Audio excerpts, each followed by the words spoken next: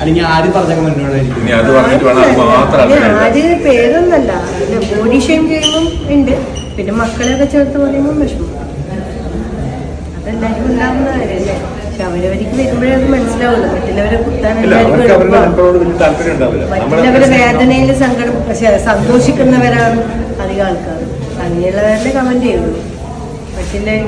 മറ്റുള്ളവർ നശിച്ചു പോകണം എന്ന് ആഗ്രഹിക്കുന്നവരാണ് ഇങ്ങനെയൊക്കെ കമന്റ് ഇടുന്നത്. അപ്പൊ അവർക്ക് മക്കളും കുടുംബമൊന്നും ഉണ്ടാവില്ല. അതുകൊണ്ടായിരിക്കും മക്കളൊക്കെ ചേർത്ത് പറയണമെങ്കിൽ എന്തുമാത്രം മനസ്സ് കട്ടി ഉണ്ടാവണം എന്നാണ് ഞാൻ അറിയുന്നത്.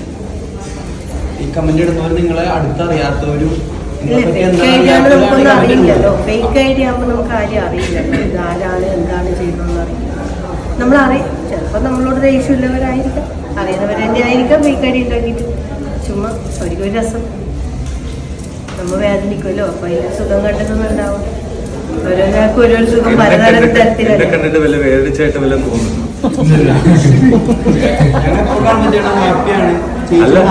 ഇത് മറ്റേ മത്സ്യപ്രത്താശിന് എന്നെ ശരിക്കും നോക്കിയേ നല്ല വേദനിച്ചായിട്ട് തോന്നുന്നുണ്ടോ?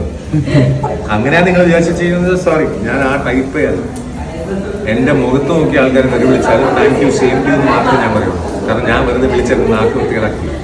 താങ്ക് യു സെയിം ടു എന്ന് പറഞ്ഞാൽ അവർക്ക് അത് കിട്ടിയല്ലോ.